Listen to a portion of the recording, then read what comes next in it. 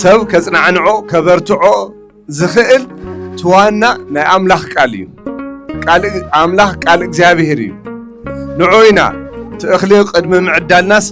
ቃል ኣምላኽ እውን ተስፋ ሒዝኩም ክልቲኡ ሒዝኩም ክትኸዱ ናይ ነፍስን ናይ ስጋን ክልቲኡ ሒዝኩም ምንታን ክትኸዱ እግዚአብሔር ምሳና ተዝህሉስ እዚ ኩሉ ስለምንታይ ረኸበና ክደግሞ ዶ እግዚአብሔር ምሳና ተዝህሉስ ስለምንታይ እዚ ኩሉ ረኸበና ጨኒቁና ዝኾነ ወቅትስ ሓቲተዮም ነይረ ኣቦ ኢሎም ኣቤት ኩናት ተመፀ ብትግራይ ጥሜት ተመፀ ብትግራይ ሕማም ተመፀ ብትግራይ ንምንታይ እዩ ትግራይስ ናይ ቅዱሳን ዓዲ እያ ታቦተ ጽዮን ዘላትላ ዓዲ እያ ከመይ ከምዚ ትኾኑ ክኢላ ኢለዮም ስታዲየም ኢሎም ንመሲልኩም ኣቱ ህዝቢ ክሳብሎም ዶ ኣምላኽ እናበልኩም ጸኒዕኩም ኣለኹም ትበሃሉ ዶ ትህሉ ረይ ጸኒዕኻ ኣለኻ ኣምላኽካ ተጻርፍሞ ሙት ኢላቶ ሰብ ኣብ ቅድሚኻ ጠጠው ኢሉ ዕንቅፋት እናኾነ ተስፋ ከይትገብር ብተስፋ ከይትትስኡ ተስፋኹም ከይልምልም ሰብ ኣብ ቅድሚኻ ጠጠው ኢሉ ይርብሸካ እዩ ዛ ጸገም እዚኣ ከይትሳገራ ተስፋ ከይትገብር ዕንቅፋት ዝኾኑ ሰባት ኣለዉ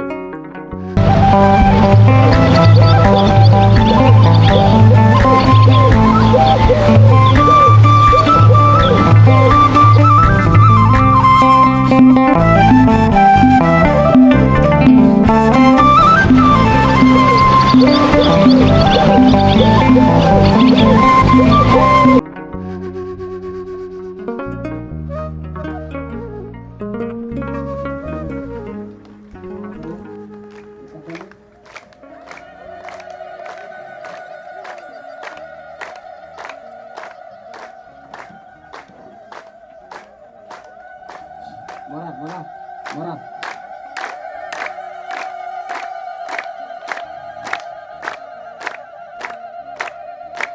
شغلنا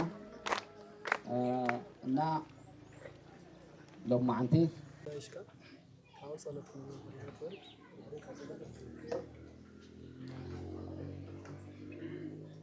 ጀምር ነው በስመ አብ ወወልድ ወመንፈስ ቅዱስ አሐዱ አምላክ ደሓን ዳሓዲራትኩም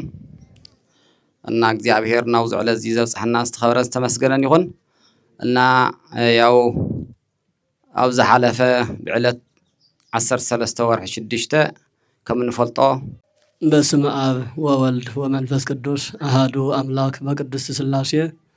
ዘአምን ወእት መሐፀን ክህደከ ሰይጣን በቅድመ ዛቲ እምየ ቅድስት ቤተ ክርስቲያን እንተ ይእቲ ስምዔ ማርያም ጽዮን ለዓለመ ዓለም ንአኩተከ እግዚኦ ወንሴብሐከ ንባርከከ እግዚኦ ንተአመነከ ንስእለከ እግዚኦ ናስተዋቅዓከ ንገኒለከ እግዚኦ ንትቀነይ ለስምከ ቅዱስ ንሰግድ ለከ ኦ ዘለከ ይሰግድ ኩሉ ብርክ ወለከ ይትቀነይ ኩሉ ልሳን አንተ ውእቱ አምላከ አማልክት ወዚአ ጋእስት ወንጉሰ ነገስት አምላክ አንተ ለኩሉ ዘሥጋ ወለኩላ ዘነፍስ ወንጽዋዐከ ንሕነ በከመ መሐረነ ቅዱስ ወልድከ ዘይብል አንትሙ ውሰ ሰወት ትጼልዩ ከመ ዝበሉ አምላከ ሰላም ንጉሰ ሰላም ሰላማዊ ኢየሱስ ክርስቶስ በሰላም በጥዕና በኽብሪ ሓልዩ ተንከባኺቡ መጊቡ ኣብ ዛዕለ እዚኣ ዘብጽሐና ስሙ ንዘለኣለሙ ዝተባረኸ ዝተቐደሰ ይኹነልና ከምውን ካብ ርሕቆን ካብ ቀረባን ንስኻትኩም ንኣኻትኩም ኣብዚ የጽኒሑ ንኣና እውን ካብ ዝነበርናዮ ቦታ ኣብ በጋ ላዓዒሉ ብሰላም ምሳኻትኩም ዘራኸበና ኣምላኽና ቀሪ ቀጻሊ ግዜና እውን ዝተባረኸ ዝተቐደሰ ኹነልና ዝሓመሙ ዝፍወስሉ ዝተበታተኑ ዝእከብሉ ዝተባእሱ ዝዕረቕሉ ብፍላይ ደሞ ኩላትና እውን ምስ እግዚኣብሔር እንዕረቐሉ ናይ እግዚኣብሔር ቃል እንሰምዓሉ ናይ እግዚኣብሔር በረከት እንረኽበሉ ሰናይን ፍቕርን ሰናያን ዝዓሰሎ ዘመን ክዕድለና ኣምላኽና ኣቡነ ዘበሰማያት ንበል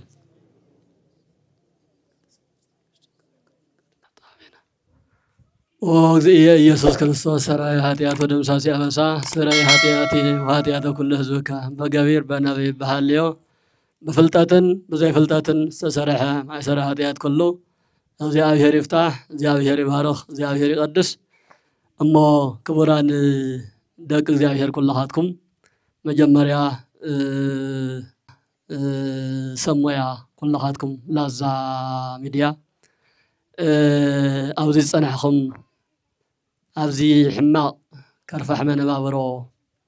تنبرز اللهم دقنا دق زيابير سم دحان حديراتكم كمي حديراتكم كمي كنيخاتكم آمين لولا باهري أملاخنا زيابير استبارخه استقدس يخون لنا أمو يو تزلنا يوم من بابرو عالم كله زفلت أيو كما ينبر كم زلو كما يحضر كما يوعل كم زلو يهو زندينا بكاسو كرمينا وديقنا الله ننبرو زلنا نابرا بعلو مسكريو قاليو بطميات قاليو بحمام قاليو سآن مدحانيت مستفلالي ملكع عالم نزهز بزيق ولا احتاس اللي هابتو نزهز بزي فتحي رتعي زبها النقر سلازنا فقدتو ياو كاوسف لعلم قابرون تحت سابن لعلم موتاتن تحت ياوانن كوينو زنبر زلو موت كيك أرأي نانا فقو زنبر هزوئيو زلو بفلاي بحنساس فليكيز زلو كاف مجمر اجمرو طوار زيبلو بماكينات وحيفو وصا خين رئكا تباهلو زمصايو كافتم ناو تግራይ زلو ايدبتات او سلخلخان او حنصاصن زلو هزوي استفليه مكرا او استفليه صقم او استفليه ጭንቂ زلو እዩ ይኹን ዳምበር እግዚአብሔር አምላክ تي ندليو قلطفنا ندليو فتحن رتعن او عدنا نملسلون መንገድ እንኳን ተተደናጎየ ህዝብና ግን በስተፈላልየ መልክዕ ኣብ ዘዘለዎ ኮይኑ ዘዛዓቅሙና ለአኸ ዘዛዓቅሙና በርከተ ያው ታህይወት ትቀጽል አላ ነዚ ህይወት ዘቀጽል ዘሎ ማህበረሰብ ደሞ ኣብ ደገ ዘሎ ኣብ أقدمو استسدد أقدمو بحري رقيصو قاريصو زخده محبرسب نعدنا نوغنا نهزبنا النابلة زعقمو النواس السدن ناوزي النواسحا نشتي محدار استنفاسي خونا اللوا تانا لما عنتي ناتو مقصلتا ايو بلازا ببركة ودنا لازا ميديا عبيلو استلاخ ገንዘብ ያው ናብ እኽሊ ተሸግሪፉ መጽየሎ ዝይበጽሕና ኣለና ቅድምና ወምእታውና ግን ሰብ ማለት ክልተ መሰረታዊ ተፈጥሮ ኣለዎ ስጋውን መንፈሳውን እቲ ስጋዊ ህይወትና ዝብላዕ ስተ እንትስእን يصملو يصلم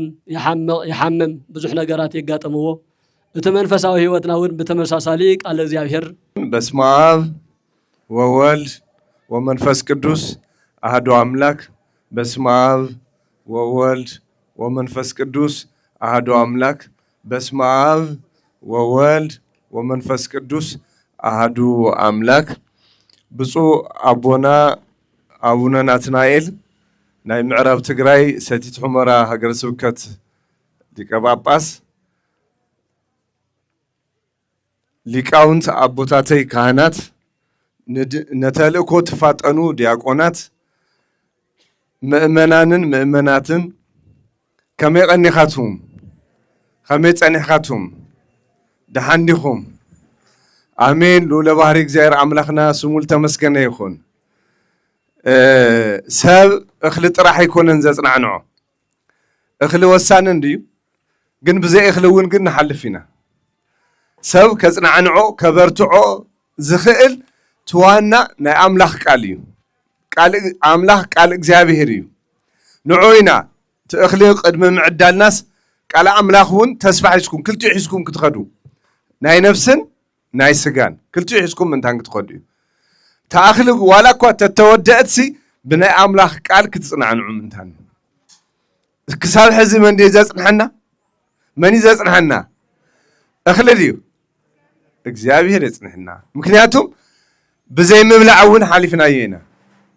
ብዘይ ምስታይ እውን ተሳጊርናዮ ኢና በአካል ዋላ እኳ ንዓኻቱም ቅድሚ ከዛ እንራኸብ ኣብ መቐለ ኮይና ወይ ኣብ ካልእ መዕቀቡ ቦታታት ኮይኖም ዘጋጠመም ሁሉ እናትዛረቡና ሰሚዕናዮ ኢና ጸገም ስለዚ ከበርትዖ ሰብ ኣነ ብጣዕሚ ብህይወተይ ዝገረመኒ ጥንስቲ ሰበይትሲ ካብ ሁመራስ ንመቐለ ናጎየት ኣትድያ ከቢድ ኮይ ከመይላ ጎያት እያ ኣነ ብዓይነይ ዝረኣኽዋ እዩ ከመይላስ ካብ ሁመራስ ንመቐለስ ጥንስቲ ኢና ንብል ዘለና ከመይላ ኣትያ ሓይሊ መን ኮይኑዋ እግዚኣብሔር ስለዚ ዘጸናንዕ ህይወት ዝህብ ነፍስኻ ክትቕጽል ዝገብራ ኣምላኽ ጥራሕ እዩ እዚ ሓደ ናይ መጽሓፍ ቅዱስ ሃይለ ቃል ሓደ ልዕልና እሱ ክንዘራረብ ኢና መጽሓፈ መሳፍንት ምዕራፍ 6 ቁጽሪ 13 ዘሎ ሃይለ ቃል እየ ክነግረኩም ከምዚ ይብል እግዚአብሔር ምሳና ተዝህሉስ እዚ ሁሉ ስለምንታይ ረኸበና ክደግሞዶ እግዚአብሔር ምሳና ተዝህሉስ ስለምንታይ እዚ ሁሉ ረኸበና እያ ትብል ታቃል እዚ ኣብ መጽሓፈ መሳፍንት ምዕራፍ 6 ቁጽሪ 13 ዝርከብ ናይ መሳፍንት ዘመን ተብሂሉ ናይ እስራኤላውያን ዝዝረበሉ ግዜ እዩ እንታይ ማለት እዩ ጽኑዕ ዝኾነ መሪሕነቱ ዘደላደለ ንጉስ ኣብ ዘይነበረሉ ዘመን ማለት ብመሳፍንት ዝተለዓለ መስፍን ዝመርሐሉ ንእስራኤላውያን ዝነበረሉ ዘመን ኣብዚ ዘመን ንሱ እዩ ኣብዚ ዘመን ንሱሲ ምድያማውያን አማሌቃውያን አጋራውያን እናተባሉ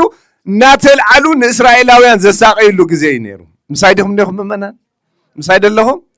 እንዳተልዓሉ እኽሊ ተዘሪኦም ክሳዕ ተወቅል ይጽበይዋሞ መጽኦም ይዘምቱሎም ይወስድዎ እንተነእኻል ኣዋጊዕ ተጥሪዮም ህጥር ክሳብ ዝብላ ይጽበይሞ መጽኦም መንጢሎም ይወስድሎም ኣእዱግ ኳስ ኣይገድፍሎምን እስራኤላውያን ኣዝዮም ዝተጸገምሉ ዘመን ነይሩ ኣጆኹም ዝብሎም ኣብ ጎኖም ኮይኑ ዘላዕሎም ዝሕግዞም ዘይብሎም ዘመን ቆላሕ እንተበሉ ጸላኢ ጥራሕ ዘጋጠሞም ዘመን ነይሩ ንእስራኤላውያን ድሓር እዙይ ዝጨነቆ ጌዴዎን ዝተባሃለ ሰብ ናይ እስራኤላውያን ወይኒ መጽሞቕማ በዓቲ እዩ በዓቲ ንፈልጥ እንዲና ኩላና በዓቲ እዩ ማለት ውሽጢ መሬት ይፍርፈር እሞ ንውሽጢ ኣትዩ ከሪእዎቶም ጸላቲ ኣብኡስ ዓውዲ ከእትደልዩ እኽሊ ከእትደልዩ ተሓቢኡ ማለት ድሓር ኣብዚኣ ተሓቢኡ እኽሉ እንዳኣተወ እናሃለ መልኣኽ ተገሊጽሉ ኣበይ እናሃለ ኣብ ጭንቂ ኣብ ፍርሒ ኣብ ምርባጽ ኣብ ምድንጋጽ እናሃለ ማለት መን ተገሊጽሉ ኣብ ሰላም ኣይኮነን ዝተገለጸሉ ኣብ ጭንቂ እናሃለ ኣብ ፍርሒ እናሃለ ተገለ ምሳይ ደለኹም ምእመናን ተገለጸሉ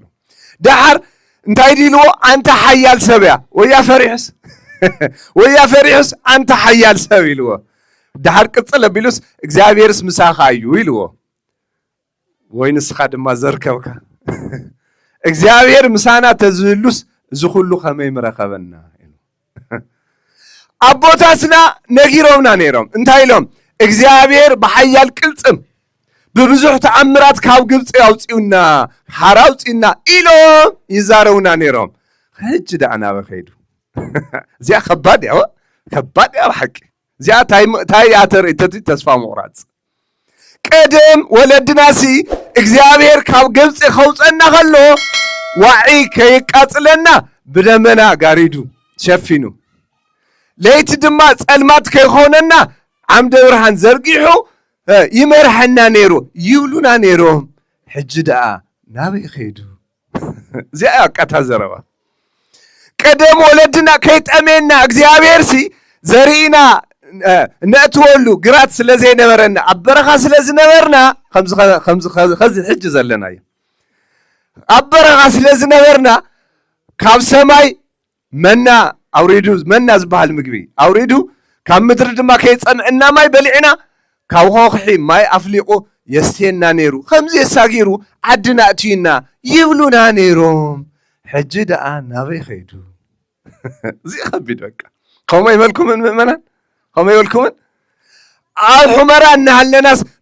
ንዋልድባ ቦታት እኳ ክሳዕ ነጽግም ንሰርሕ ነይርና شعو أملاك حجزنا نيرو حج ده أنا بخيد يقولكم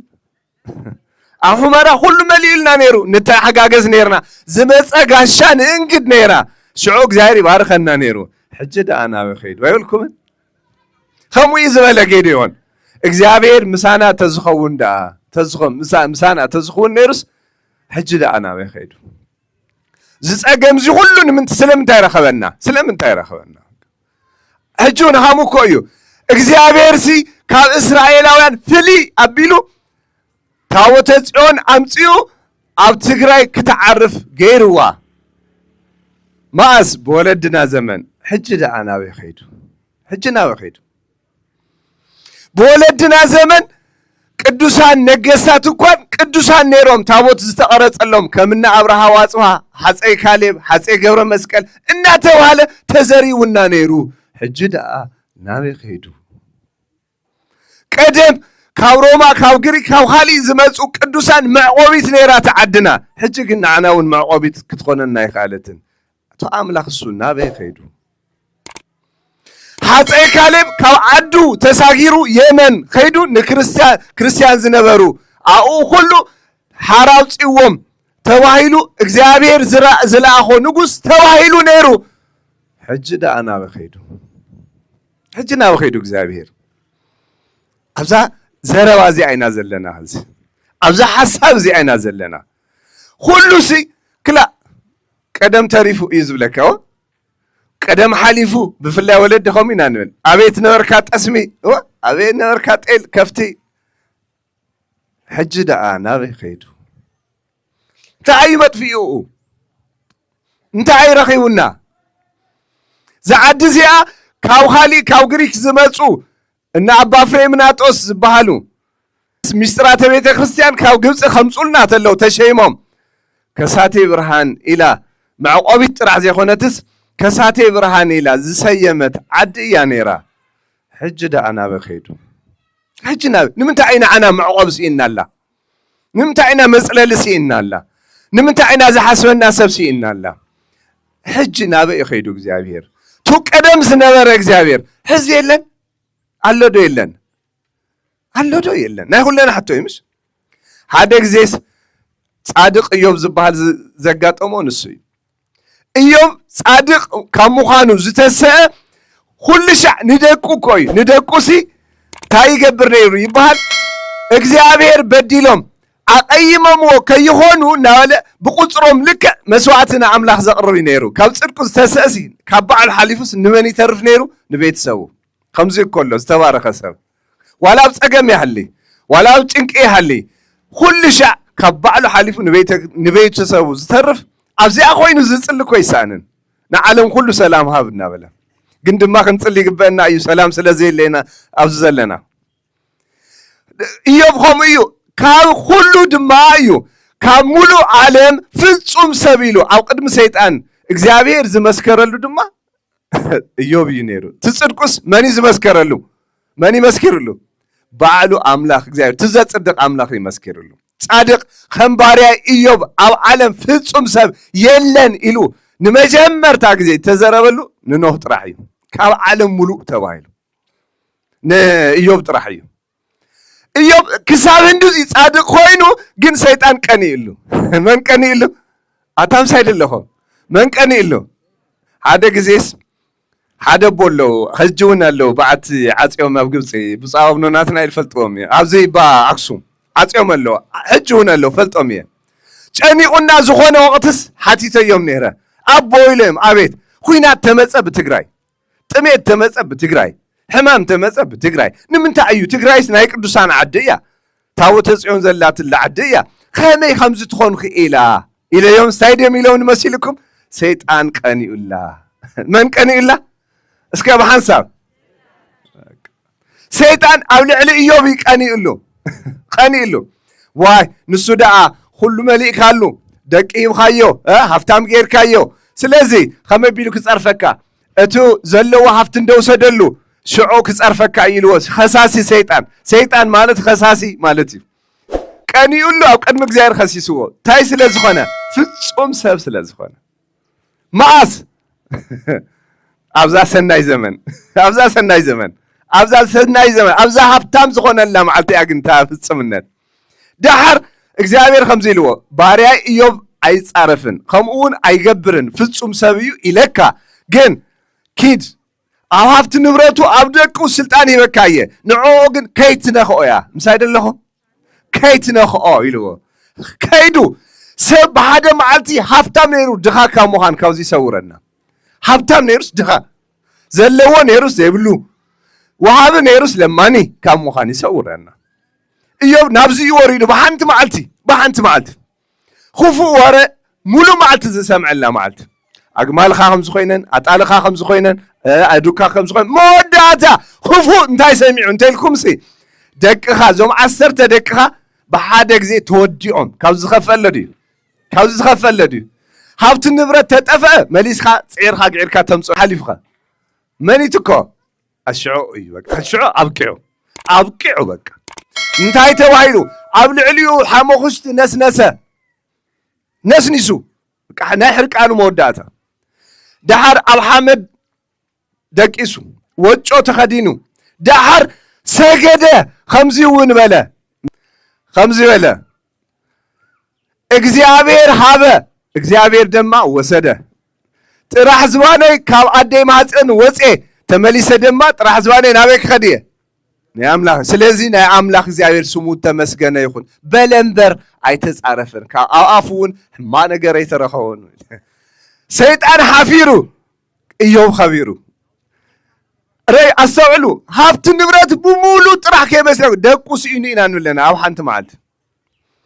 بيانس زتنا عن عصب زي ولو تخالي بتاع مخفو انتايون تيلهم سي كابر اسج أو قرو كساب اقر تشفرو دما قلع نفلت اني انا عتروس سبار بإيدو سلكي وس بقلع كساح زحكخ رأسو كوي كاب رأسو كساب اقر تشفروس قسل ماتيوه دماس تناو قسلي أزي كله ماتيوه دحر أبز جزيزي بعلت بيتو ماتيا مسايد اللهم أنت أسب كساب حزدوت أنا خلها نكزيابير صرفمو زيت موتي لاتو خمرة تبال لهم أتو نزوي كسالهم بدو أملاخ ناولهم صنعهم لهم تبالو تلو رأي صنع خلها أملاك تسعرفمو موتي لاتو السودما أنت سبيتي أب عالم كابزلوا سنفات أتحنت نسخ خوينكي أملاخ أو صبغ زمن أمسكينا يونيرنا عللينا نيرنا أب تأجم جزيز كنا مسكينو دعي قبان إلوها تمكير أزرق ولا منيو بعلو إيو تسعرف زتولو لكن سلام زلا سويتيا مسايد لهم كني مكيرا بتسيو سالساي مش سالساي راو عايز خف أدمال متأمو أعرفتو سلست عرفتو متأمس كند عفزز أنا نعوو إذا كله زمزكا بحاتياتها برخصتها بزي كله يمزكا ناولس أو أصلس أنتي تسدلو نيرم أبزيا السوق انتظاره والله أنا بحاتياتي أيكونن يا يا بكا مترشة هذي مريرو أنا بحاتياتي أيكونن لو هذا إذا كله مسمعته انتايلي بان تايلو يبل مصحف إيوب أنبويهم إيدي أو عفي صعنا بلا عفي حزاز سخ بالكم هكا عفكم حسكم سخ أي بالكم دميمكم قريمكم دميمكم سخ أي بالكم نليمان قليح تولكم منهم نقر يلن نسأقام قليح تولكم يلن تسألماتيو ندهري تسألماتيو نقدمي تسألماتيو نلعلي صحي إيو عفكم أبيلكم حسكم سخ أي بالكم إيوب زي عايزك إيدي أب عافيك يرس سخ بالخو تاني أوكا مكنياتهم كتصدان عوز ما توني رقموه سويتون قريفاتو خيدا تانو زقل للون سينو قسل خينو دقون يلون كيلا علوه إيوب خمي حليفوه يخون شو عدت عمت يخون زخينو خمي حليفوه يخون نعويو قديون تايلي لنا عمتو እግዚአብሔር ምሳናት ተዝህሉስ እዚ ሁሉ ስለምንታይ ረኸበና ኢዮብ እግዚአብሔር ምስኡ ስለዘይለድዩ እዚ ሁሉ ረኺብዎ ድዩ ኣይኮነን እግዚአብሔር ማ ምሳና አለው ምእመናን ክርስትናስ ክንርድኦ ይግበናይ ክርስትና ብመከራ ተሓልፎ እዩ ንዑዩ ንዓይ ክኽተለኒ ዝደሊ መስቀሉ ፀይሩ يكتلني يصير يكتلني استوى لمبر تدلاديلو تمشيو يكتلني يتبال نعويو يوحنس وانجيل معرف 16 قطر 33 مسايد لكم ممنان أو عالم نالهم مكر لكم يتبال لمبر تحقواس لكم يتبال حجة نحنا كادينا قد سنجل ماريام نبلت لنا نعاقد أملاخ سلز ولد طرح مدحاني سلز مصيت طرح نمدحانت مغنيات سلز هون طرحس بنفسك السيف كحلف يتبايله يقب عده عالم قبزيا لازم زغل مكر زبس أنا لس أسعنو كريستيانن مسمارنس توقع خلها تايقبر يتأبق يبهال مسمار ناو أخاي كل شيء ناتررد يخد ويستنى خونه يسخيد نالا حلادي ناسات أما يخد كريستيانون خمي مكرا بزوج حق قدري تزغلو تايلو أملاخ له كل شيء ذكره أملاخ له بمسكال زحلفه أملاخ له سلازي نو كريستيان حد شيء كونه جنخا أما كرا إنك ساعاتي خاتفتن سب زبالس سب عزيز يقول زماني يبهال مسايل لهم سب كوز تأفى عم رعاسي عم مبلع مستعد يتأفى أيكونن أبداس مسرح يتأفى عم رع لك خمو أو تحقواس ما كله سبيو أما كرا جزي سب مخانجن تاتخكلني أنسى نعويو كوز عزلو دكنا نعنا نلاخو مجونا عخاتهم كنا وتصح زجورو ناس أما كرا وجت سبات سلترخوي أملاخ تأو زبلهم زلع علم قدوسات تجارس لزدالوي إخزابير خزي نستوعب الممنان أبزك زي كل شيء نخزابير نقدمه نجنا عندنا مكرات رزحنا تلو نجنا عندنا كاب تبوانا زلعله برجز هذا الشيء مس إخزابير تماجتها جن أي نخدنا نماجتنا جن تايلو ليك أو أنتما زي قصر من مرار زبالة أو نبي تكسي أستمره زي قصر أو إخزابيرس قصر زي ولا من مرار نتاي مالتيو كفقر خاتل على تماررو أتا إخزابير تاخاهم كا أتا تملس الناند بمحرث جزكا إلها تماررو زي قصر اللي كفقر تل على تماررو أماريرنا إلهم ندحريت كيتفلو كفقرهم تسأ تماررو والله السو أي قطرون إخزابير خم إيوب خزام مصحف إيوب سي إيوب أماريرو زول أين رئينا أين سمعن كده أماريرو نيريو زي ما قلت زياس ودي توليدو توايلو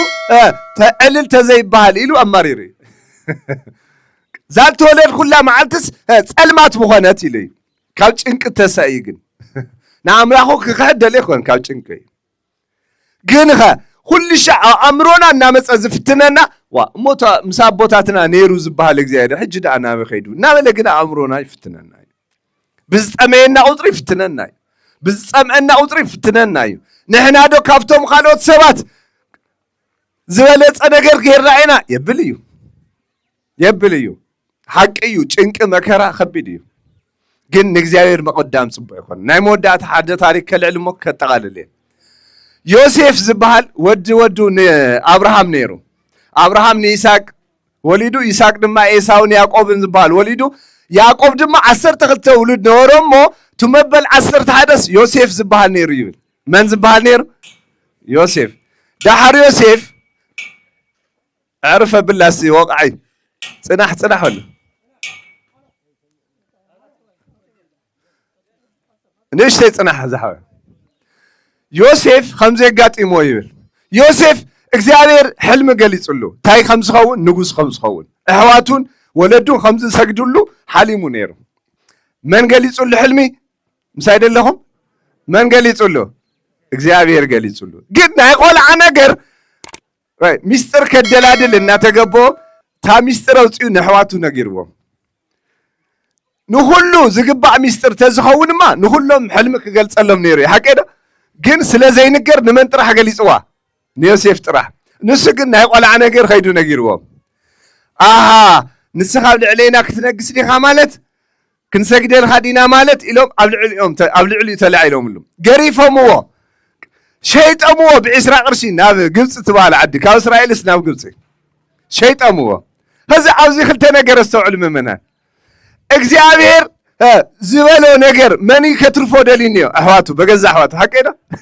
እግዚአብሔር زول نجرس من مكانيا خوينو كترفو يلو بجز أحواتو جن كترفو يخلو ده من سلزو سنة እግዚአብሔር سو جن خمويو سو أو كني هات أتأويلو إنكفات الناخونة تسفى كي تجبر بتسفى كي تتسو تسفاهم كي لملم سو أو كني هات أتأويل يربشكاي زات أجمع زي كي تساجرا تسفى كي تجبر إنكفات زخون سوات اللوية تاجزابير زبالة معلت كي تبتس تسفى خان نات الماتو تسفى كورز خازدالي ساعات بزحت اللوية خم حوات يوسف خمو غيرهم شيء أموه እግዚአብሔር ግን ምስመን ነበረ ይብል ምስቱ ዝተሸጠ ምስቱ ኣብ ጸባባ ንዝነበረ ምስቱ ስደተኛ ዮሴፍ ነበረ ይዝብል ምስ ኣሕዋቱ ነበረ ይብልን ምስቶም ኣብ ዓዱ ነበሩ ኣብ ዓዲ ነበሩ ምስኦም ነበረ ይብልን ምስቱ ስደተኛ እግዚአብሔር ነበረ እግዚአብሔር ምስ ኩላትና ይኹን እግዚአብሔር ምሳኻቱም እዩ እግዚአብሔር ክትጭነቁ ከለኹም ይጭነቅ እዩ ምሳኹም ክትሓሱ ከለኹም ይሓስብ እዩ ሓደ ግዜስ ሓደ ቦታ ገይሮም ይበሃል መሲልኩም ሰይጣን ሲ ነቦታት ክፍትኖም ተሎ ወይ ጻረፍዩ ወይ በበትሪ ወዓሚ ናዓና እኮ ግደፈዋ ግን ነቶም ቅዱሳን ወይ በበትሪ ወዓሚ ሓሪቆ ማለት ወይ ጻረፎም ዳሃር ሓደ ቅዱስ ግርፍ ቢልዎም በበትሪ ሽዑ አረ ስላሴ ተወሉ ስላሴ የለውይ አረ መድኃኔዓለም ተወሉ መድኃኔዓለም የለይ አራዴና ቅድስት ድንግል ማርያም ተወሉ የላን ቅዱሳን ሐዋርያት መላእክት ተጠው የለውን ጸጥ ኮይና መሬን ሰይጣን ወቅዑ ገዲፍዎም ኸይዶም دحر الشعو مسكدس مستلحصو مستوقعس أملاخنا يسوع كريستوس مسكدسان حواريات مساعدينا قديس دنگل مريم مزوم زمرت ان داويد خوينو مصيوم كاو تايديم يلوم زوم تغرفو ابو حجري خيات مص مسايدهم زلنا تايلو ميبال نسخا كتوقع خلخه انون مسخا يوقع نيره نسخا كتقصل خلخه انون مسخا يقصل نيره نمنتا يخم يلوم سجاي زبلع دمي ستي أنا أو ينبر يبل مش مسعف قدسنا أوشت كلها ناكو انتنا عزة أودت بروعة معلتنا أدك أنسيو بسمانة معلتخن تتأمي قدا سجاودهم تقبلنا ده تقبلنا ناكو أوشت دا من الله يسوع كريستوس الله أجزابير الله كنا هناك كنا تنا خلنا ما نتنا حاويرو أجزابير حاوي سلز مسانا من الله أجزابير الله أبزي أيا توانا ناي كريستيان فتنا أبزي أفتح تنك ساعت هزره يوسف خما بيلو مسادي دمو مسساددو يوسف اندغنا خليفتنا قطيمو افتو زخدو عدس تا بيت فاراز بحال زغزو بقرش زغزو سواي سويتو سي نعم سايدك سيلان نغنا فتيناتو مسايدهم زلو سواي نسويت فتينو إنا نفلد حقد أو كنت قلبي سبيتس نمن فتينا نسوي فتينا شعو أتسبيتي لوا سوايكي أو زجازي زفلتو نجاريلن أنت رفنا أخو كله يودنيو كله كم حدر بسرعة أو قد ما عمله خميب بلا حتياتك في السم مساعدهم زلهم خمسة أنا ولدي أخوان أبزات صدق سعد مغنيات اللو أيو سدة نعية أما كراي زله أحواتي شيء أمنيهم جزاتوني عيه سلازي تايدا أجبر إلو كديك سيغلا يخلن الله أي مغنيات جين تايلو إجزاوير مسوق خمسة سلال فلت أو كدم إجزاوير تايف السمن حتى تايف السمن بزي عم مغنيات نابيت معصر توريدو بزي أكويو صدق يسرح سلازي فلسو نابيت معصر تزور كاهن كأشي كله يكون دياكون أوز كلهم يوم أزي صنع سلازي والخم حق سلازي حسكم أبزي أوانكم كنت إسرتوا ليهم هاي فلان أفتول على تميتهمس خالي ما كرازة مسؤول كله الله بكا كريستيان هم إيو نابيت معصر توريدو مو حق سلازي حزة مسؤول دقنا إجزابير نبرايبن أبيت معصر تنهالي نايتو نوغوس فرعون زبال ناي قبس نوغوس خلتا أسلفتي تأثيرهم نيرم بدي لهم نتنوغوس تحادة وين زقر ولو نتنوغوس تحادة انجرا زقر ولو نتنوغوس كلتيهم بحانت معلت حلم حليمهم تانيقوهم حلم حليمهم تانيقوهم يوسف رخيوهم تاخونكم تجانيكم لهم حلم حليم ناس فتح الناس إنا وحلمك زفتحكو اغزابير زهاويو سلازي حلمكم نقاروني له نقيرمو نتو انجرا زي سلف نسخا أفسال ساي معلتي كتفتحيخا تنقوس قن ساقيلوك قتلك كاو زي ساورعنا كاوزي سورنا كاو خفو حلمي اتحادت وين زقرولو انت نقص دما خمزي لوا نسخا اب ثالث سمعت نسخا وانت فتحيخا قد نافت نبرخا يبوتا يخا تخد خزون افت قدمي نقص موغس كتركب يخا وين ون كتقرولو يخا شعو نعاي ميزا خا ذكرني لوا مسايد اللهم تايقرني ذكرني لوا قد مسومني زلو እግዚአብሔር ምህላው ረሲዑማ ንሰብ ይኮ ንሰብ ዘክረኒ ኢሉ ከምኡ የብልኹምን ሃፍታም ሰብ ተጋጢምኩም በጃኻ ካብዛ ዝንያ መዕቆቢት እንደውፀኒ ዘክረኒ እንደው ዝበልኩምዎ ሰብ የለን ወይ ናብ ስልጣን ዝወፀ ቤተሰብ የብልኩምን በጃኻ ኣብዛ ፀበባ ሰዓት ሕጂ ዘክረኒ ዝበልኩምዎ ግን ዘኪርኩም ዶ ዳሕር ትወይኒ ዘሰልፍማ ንደገ ረዩ ናብ ስርሑ ምስ ተመለሰስ ንዮሴፍ ዘንጊዕዎ ረሲዕዎ ይብል ዋ ዝኩሉ ሕልሚ ፈቲሕሉ ካብ ጭንቅ ካብ ፀበባ አውፂዎስ ከመይ ቢሉ ዘንጊዕዎ መን ስለዘየስታወሶ እግዚአብሔር ስለዚ ናይ መን ሰዓት ምሕላው ተድልያ እግዚአብሔር ብዙሕ ተስፋማ ጌርና ነርና ኮራ ወለደይ ኣለኹም ዶ ብዙሕ ተስፋ ጌርኩም ዶ 6 ዓመት ከምዚኣ ዶ ትኾን ብዚኣ ዶ ትኾን ወረ ትዕፀፍ ዶ ትዝርጋሕ ዶ ኢልኩም ምሽ ናይ መን ሰዓት ኣይተቆፀረትን ቁርፅ ዝበለት ናይ ኣምላኽ ሰዓት ኣላ دحر إذا كله زنجعوا مسوس أما ما أخلت دحر خلت عمتس تنقص بعلو حليم ويقول أتنا عد مرة تنقص بعلو حليم بعلو بمن تايم مسك زاوير بلا علم مش هذا يوسف أبزي ساعات وقت يتزغون رأي أسوعلو نايز عد زيجاون زيجنتون كيرك ويخلي يوسف كن دحر خلت عمت تنقص حليم وزاوير مس حالما زفتح اللسينو معت أنقلتي قالت عكوز فتحلو سينو دحر كن أشعيتوس تويني زي سلف سبعي تزيلوا يا دحر قلت عمد كميلو تزيلوا حاتي حجي قطر له قدم هذه 5 عينة حلم زفتح لنا سونيرو تحادث تسقيلو ميتو سقيل خاقتي الخاي نقص نعيد ما نبوتا يملس كاني حاد إسرائيلاوي له أفت إسر بيت السوح المخاك فتح الخايو إلوس أشكولوا يا أتمسايد لهم نايمة ساعات بصحة እግዚአብሔር ኸሙ ሐጽጽ ይብጽሐልና ረይዎ ናይ እግዚአብሔር ሰዓት በጽሕተላ ኸሙ ያ ተሐጽጽ ኸሙ ያ ትሽኩል ና እግዚአብሔር ሰዓት እንሐዘ መጽት ግን ወለደይ ከባድ ያ ክሳብ ሰዓት መጽ ግን ጽመም መባል ሰዓት ሙሳት ትድልያ አሾ ረይ ዳሐር ወጪስ ኸምዚ ይብል ዮሴፍ حلمو مسفتحلوس نايتا عدي نقص بتحتي اوسي نزا عالم زيا كما حدر سلطان نزا قبص طرح كيت مسلكم عالم يا بطميت تودي انيرا نا عالم زي ما حدر خوينو يبل من يوسف ناي من ساعات مسوصحت نزي ناي من ساعات عيشنا ناي اغزابير دو ناي سب حدا كبرتي يا نير يبال قدم حدا كبرتي باريا زبال نيرش قدم لوم يلن قدم نيرو دحر حدا باريا اختيلوس عبقلي سريرو ناو خالي أنا خدو تكبرتين ناخده وعي برتعوس أو حنت دعرو يتسلل مو 50 له وعي برتي عيوها نتوباريات توالي نسخان زابق لحلوها أنا كن كدكسي عزاد عرو يلوه مسايد لهم كدكسي يلوه حر يلو تدما محلا وجميرو مسدكسه ناي قدم دغنا قطر ليتين سلازا سرحوم توباريات توالون دقاس مصيوه مسايد لهم اسون دقيسو تاز زسرر وانتات بال بقلي دما كل يزدن برا حقنا كل يزدن قصا አራዊት የደንግጽ አሞ ብረግ ይላል ንቱ ከበርቴ እግሮ ተሰብሮ ምሳይደለው ታይተሰሩ እግሩ ይስበር ድንግጽ ይሉ ተላይሉ ተናዲዱ እንዲዩ ንቱ ባሪያ ተባለ ሰራተኛ አልዕለ ቢልና ወገደል ደብሪዎ ለካ አፍቱ ሽዑሲ خፉ ጠንቋልስ አፍቱ ከባቢያ ነሩ ታይነ ጠንቋሊ ናይ ጠንቋሊ ወንስ خፉ አሎ خፉ መበሪው ታይተልኩም ሲ ሰብይዝ ዝወሉ دحر نعوز تحبابرو كدمت يبهالو سبات نعوز سب زمصلو اند على شو خلو زسوا سب نمن رخيوم نزكبرتي تبال سواي دحر بقى سب رخيبنا قديم زيكن سووينا يلم حيزومهم خرتلو خمينا ولي خدو حنكسنا ولي خد مكنياتو تابقل تاغيراتو يا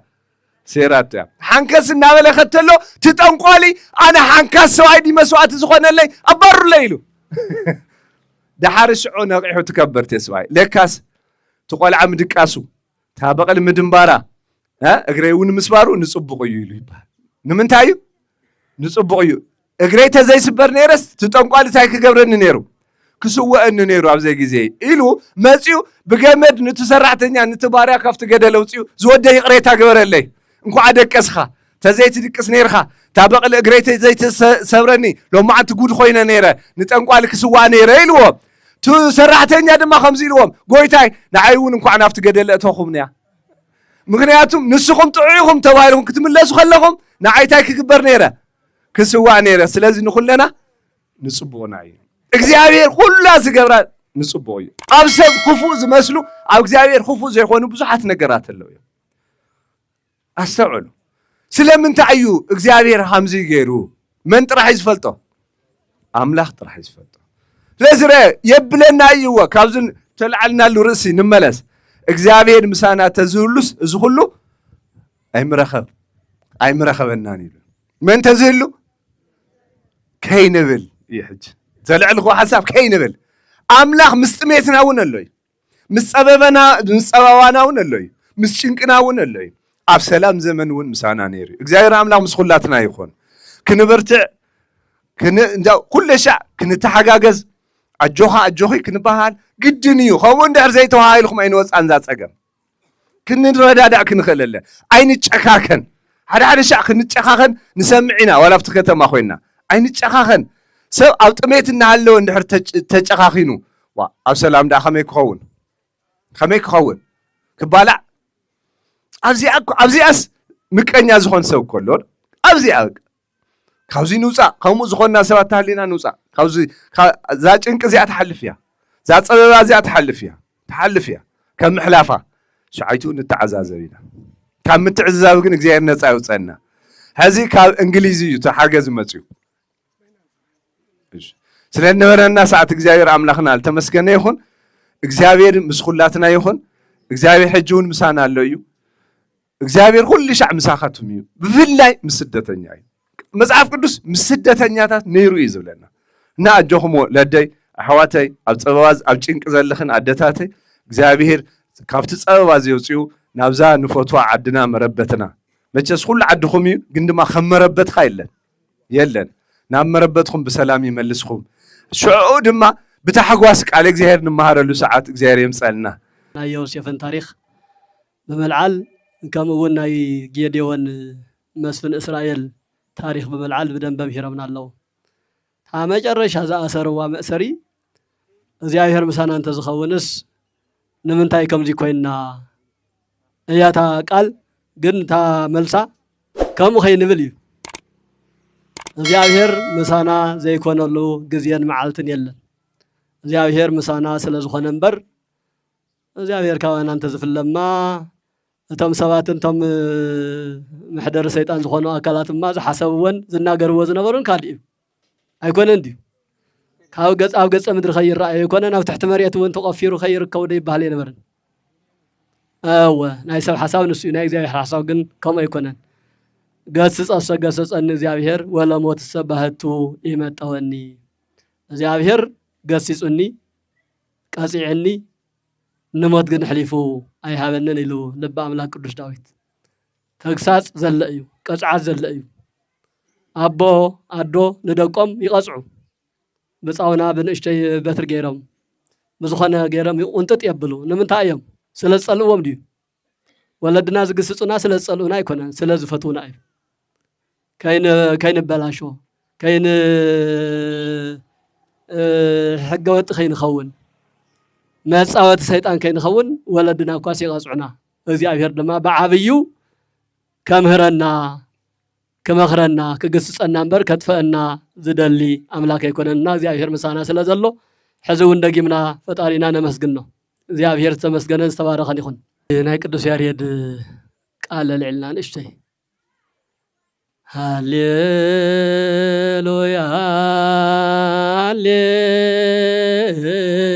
ሃሌሉያ አበይተ ኃይላተ አበይተ ኃይላተ ገብረ ኢየሱስ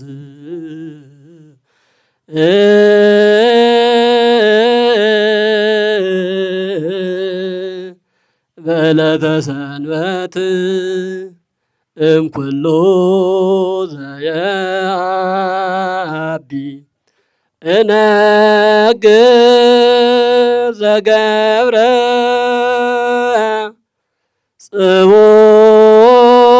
ጽቡር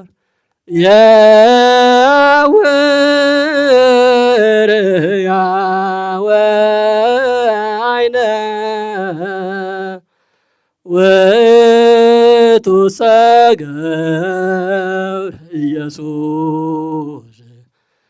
ዕለተ ሰንበት ወረቀምር ወገብረ ጽቡረ ወቀብኦ አዕይንቲሁ ለዘእውሩ ተወልደ ወአህየዎ ውእቱ ሰወረቀምር ወገብረ ጽቡረ እናበለ ይዝምር አክሱማዊ ሊቅ ቅዱስ ያሬድ። እዚ ዝማሬ እዚ ኣብ ዮሃንስ ወንጌል ምዕራፍ 9 ቁፅሪ 1 ጀሚሩ ኣብ መጽሓፍ ቅዱስ ዝተጻሕፈ ቃል እዩ። እቲ ሊቁ አክሱማዊ ሊቅ ቅዱስ ያሬድ ድማ ካብ ሰማያት ካብ መላእክት ብዝሰምዖ ዝማሬ መላእክት ብደንብ ገይሩ ይዝምሮ ማለት እዩ። እንታይ ማለት እዩ? ሃሌሉያ ሃሌሉያ መስጋና እዩ። ከምቲ መምህርና እናበለና ፀንሑ ስለ ኩሉ ነገር እግዚአብሔር ክነመስግኖ እምበር ክነማርሮ ስለ ዘይግባእ። ቅዱስ ያሬድ ኣብ ህይወቱ ብዙሓት ፈተናታት ብዙሕ መከራ ነይርዎ። ን7 ዓመት ዝኣክል ፊደል ሃሁ መልእክተ ዮሃንስ ምጽናዕ ኣብይዎ ብዙሕ ዝተፈተነ ሰብ እዩ። ነገራት ድሕሪ 7 ዓመት ግን ነገራት ተቐይሮም ኣይኮነን ሰብ ዝፈልጦ መላእክት ዝፈልጥዎ መላእክት ዝመርዎ ዝማሬ ሒዙ ምስ መጸ ካብቲ ናይ መጽሓፍ ቅዱስ ቃል ኣልዒሉ ሃሌሉያ ሃሌሉያ ኢሉ መስጊኑ አበይተ ሃይላተ ገብረ ኢየሱስ በለ ጎይታ ኢየሱስ ዓበይቲ ነገራት ገይሩ ዓበይቲ ተኣምራት ሰሪሑ ብሰብ ይስራሕ ተባሂሉ ዘይእመን ዘይግመት ኣብ ልዕሊ ሰባት ከምዚ ክኸውን ተባሂሉ ዘይግመት ዓበይቲ ስራሕቲ ይሰርሕ ነይሩ። ካብቶም ዝሰርሖም ዓበይቲ ስራሕ ጽቡር የአውር እንኩሉ የአቢ ነገር ዘገብረ ካብታ እታ ዝዓበየት ሓንቲ ክናገር ይብል እሞ ጽቡር የአውር ህያው አይነ ጽቡር ማለት ጸብሪ ጭቃ እዩ። ጭቃ ኣብ ዓይንኻ እንተኣትዩካ ክዕውረካ ይኽእል ሓቀይ ሓመድ ጭቃ ናብ ዓይንኻ እንተኣትዩ ይዕውር እዩ። ጽቡር የአውር ህያው አይነ ጸብሪ ጭቃ ሕያው ዓይኒ ጥዑይ ዓይኒ ክዕውር ይኽእል። ውእቱሰ ወረቀ ምድረ ወገብረ ጽቡረ ጎይታ ኢየሱስ ግን እንትፊሉ ብምራቁ ጭቃ ገበረ እሞ በቲ ጭቃ ገይሩ ዝዓወረ ዓይኒ ኣሕወየ። ሪኢኹም ዶ ጭቃ ካብ መኣዝ ከድሕን ይኽእል። ብሰብ ሰውኛ ተሓሳስባ ጭቃ ጥዑይ ዓይኒ እኳ ተረኺቡስ ይዕውር ብጭቃ ልፍት ተቢልካ ዓይንኻስ ግስም ክትብል እምበር ካልእ ነገር ክፍጠር ይኽእል።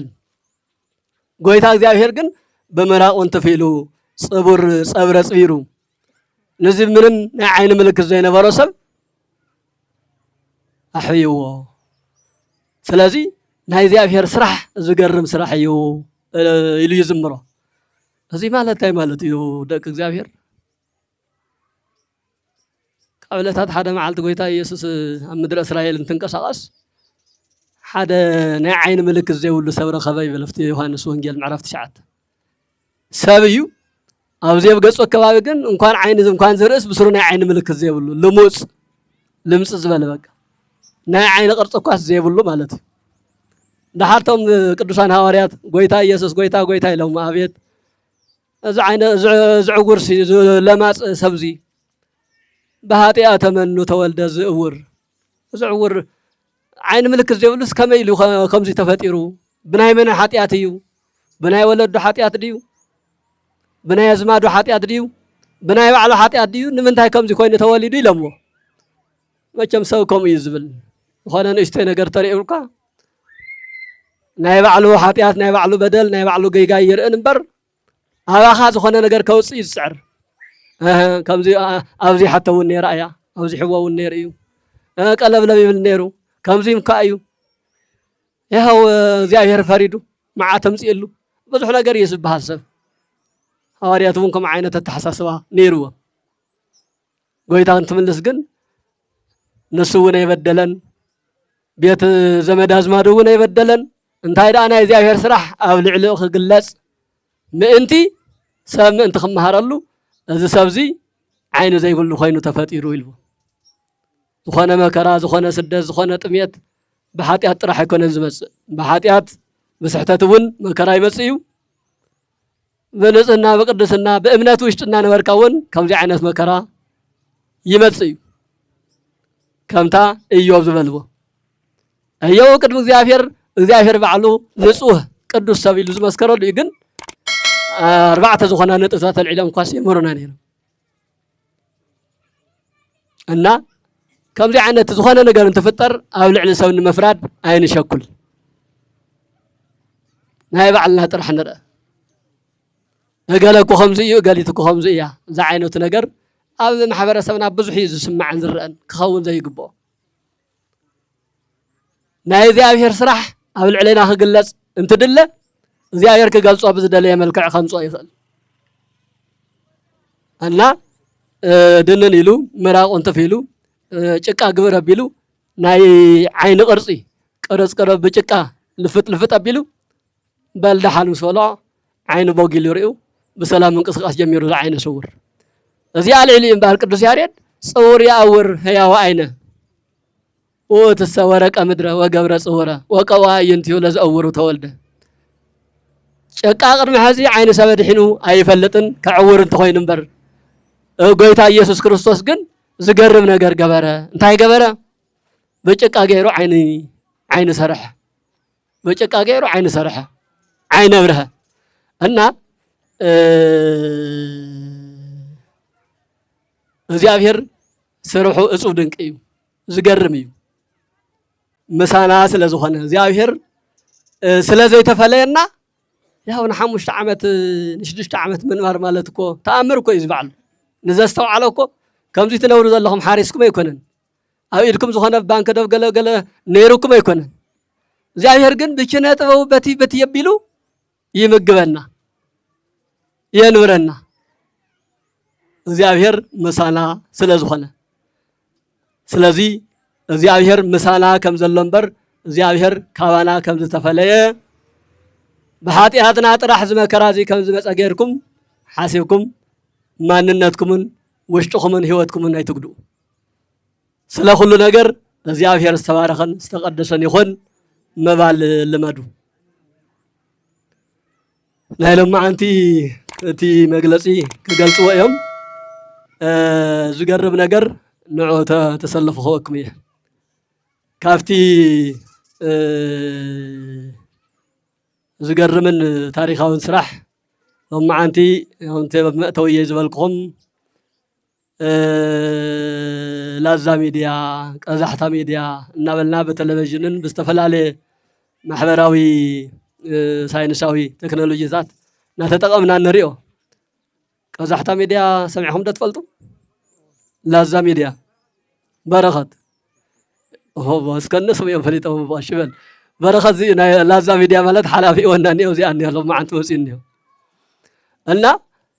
ብዙሕ ስራሕቲ ዝሰርሕ በረከት ወድና ስለ ዓዲ ጉዳይ ስለ ቤተ ክርስቲያን ጉዳይ ስለ ህዝቢ ጉዳይ ስለ ወለዶ ስለ ዘሎ ኩነታት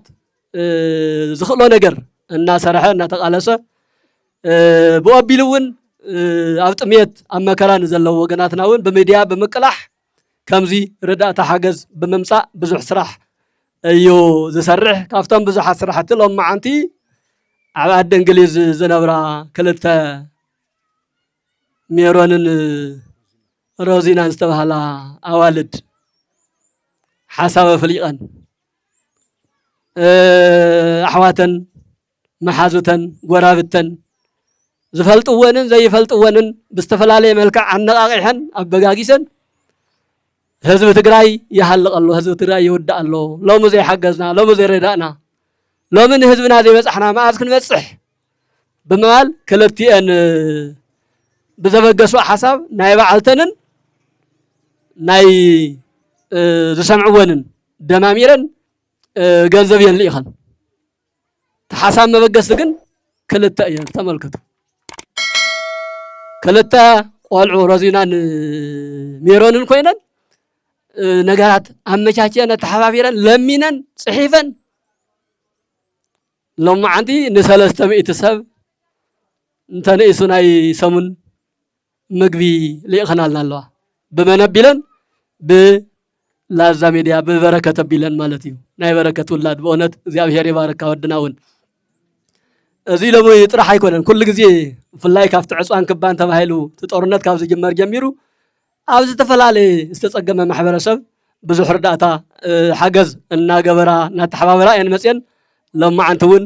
እዚ ኣተሓባቢረን ን300 ሰባት በቢ 25 ኪሎ ፊኖ ኢና ሒዝና መፅና ዘለና እና ዘነቅና እግዚኣብሔር ይባርከን ናተን ድምፂ ሰሚዖም ዘሎ ነገር ዘበርከቱ ኩላቶም ተጋሩ ፍላይ ኣብዚ ሓገዝ ዝሳተፉ ተጋሩ እዮም ቃለ ሕይወት የስምዐልና ኣቦና ቃለ ሕይወት የስምዐልና ሕፃፅ ንመጀመርታ ግዜ ልፈለማ ግዜ መፀ ከምዚ ብፁዕ ኣቦና ዝበልዎ ኣብ ብዙሕ ቦታታት ኢና ንዘውር ከም ትፈልጥዎ ተፀገመ ብዙሕ ሰብ እኒ ሕዚ ድማ ካብ እንግሊዝ ዝተላእኸልና ሜሮንን ሮዚናን ዝበሃላ ደቅና ኣሕዋትና ቅድሚ ከዚ እውን ንሓገዛ መፅአን እየን እዚ ድማ 1.65 1,065,000 ልኢኸን ሓግዙልና ኢለን ናብ ገዛ ኣብርሃም እየን ሰዲደን ገዛ ኣብርሃምን ላዛን ብሓደ እዮም ዝሰርሑ ላዛ ዝበልዎ ትክክል እዮም ብፀቦና ብሓደ ኢና ንሰርሕ ብሓደ ኢና ነገልግል ስለዚ ብገዛ ኣብርሃም ሚድያ ኣቢለን ልኢኸን ብሓደ ቅዱስ ሓውና ገይረን እየን ልኢኸን እዛ ዘተላእኸት ናብ እኽሊ ቀይርና ን300 ሰብ ሒዝና መፂና ኣለና እዚ ኣቦና ትምራቃ ወዲኦም እዮም ኣብ ልዕሊ ኣቦና ምውሳኽ ኣብ ልዕሊ ጠስምስ ዘይቲ ምውሳኽ እዩ ዝኸውን ሓቂ ዶ ለዚ ኣና ይምረቀ ተመሪቆም እዮም ተመሪቀን እየን ግን ብገዛ ኣብርሃም ኣቢለን ዝሰደዳልና ደቅና ሜሮንን ሮዚናን ኣዝና ኢና ነመስግን ሕዚ እውን ቀፅላ ገና ኢና ፀገምና ይተወደአን ዘሎ ሓቂ ዶ ፀገምና ይተወደአን ብዙሓት ዝተፀገሙ ኣለው በብዓዱ ዘለኹም እውን ከምኡ እናተሓባበርኩም ብገዛ ኣብርሃም ኣቢልኩም ናብ ዝደለኹሞ ምስ ብፁዕ ኣቦና ኣቡነ ናትናኤል ናይ ምዕራብ ትግራይ ሰቲት ሁመራ ሃገረ ስብከት ሊቀ ጳጳስ ምስኦም ብምዃን ነብፅሕ ኢና ቅድሚ ከዚ እውን ካብ ኣሜሪካ ሲያትል ዝተለኣኸ ኣብፅሕና ኢና ምስ ብፁዕ ኣቦና ኮይና ሕዚ እውን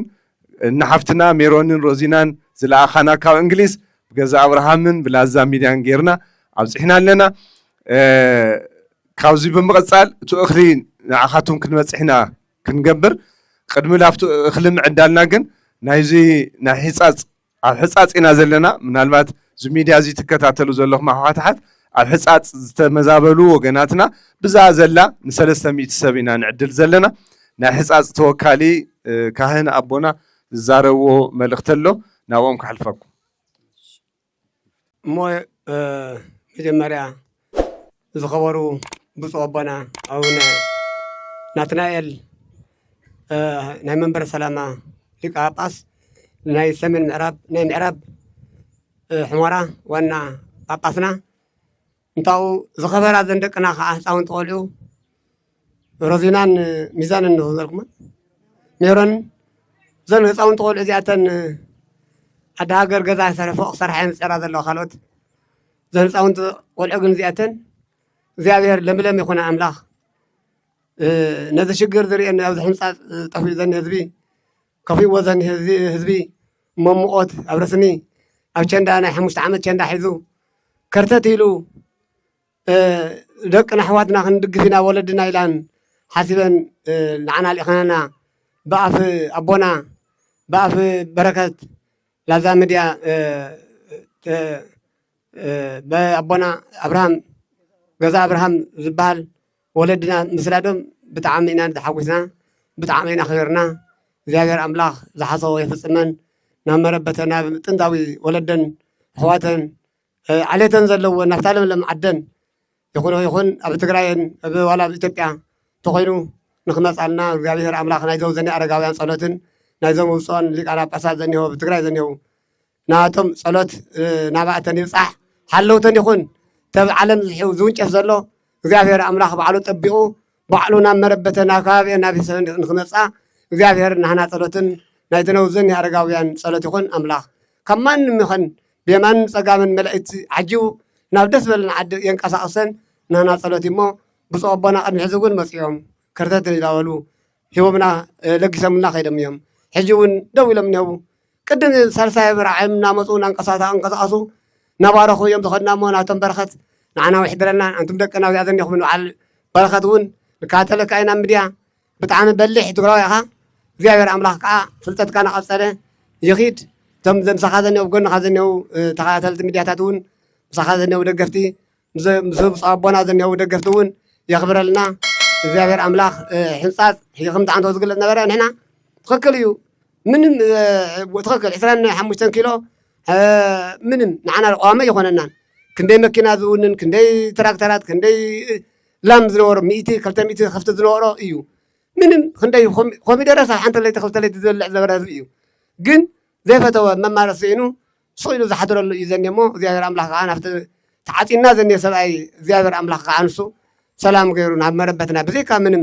بزيكا وكت سلام غيرو ناب مربتنا نخمل سلنا نغزير املاح فؤاد يخلنا يغفر لنا ادمنتنا نيابلنا فريخن صقيخن مس هزو تግራይ عدخن تنورالو مريت عدخن يرقصكن يبلكن كاو خعا قدميا زبل انا كل تግራዋይ او بتلي كم وردا افتح مورا زوا معراب فلي بزبله تفناقل زمص هزو خوينا كل 2014 زمصانا أو كفؤ مكران صحين قرن نركب كافتو صحين قرن كا بطمي زي كون الناس بنافقوتن كاب سدرانا نتفرينا نركب سباتنا ولدنا أرقاويان كند ولادم زل على ودي أمن زل علمون ودي أمزركو نزي تردي أخن زي صقم زي مفتحي الكنزل أخالنا نقزيهم مفتح كوان تخونا نزل أم مفتح جن نعدنا كتت على سالنا خمتون هيوتنا خطر إحنا تقاليس كنا لنا زلخن نعدنا نخن من اللسن تبتاتين زل هزو نخكون نختك على سلنا كبر مسجانا يهب كاو يغني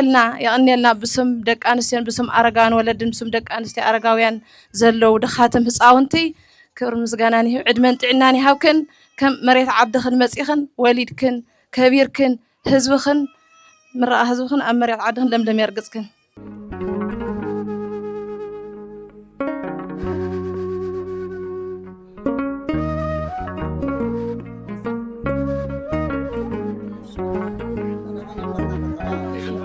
تخلي قرمدين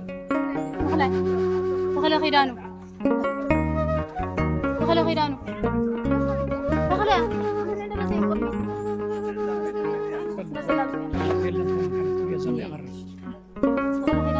مزي يقعش مراته ما باي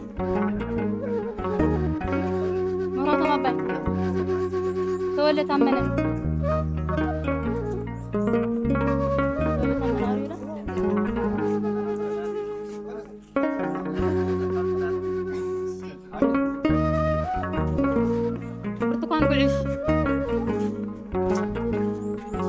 مدينة أبراهام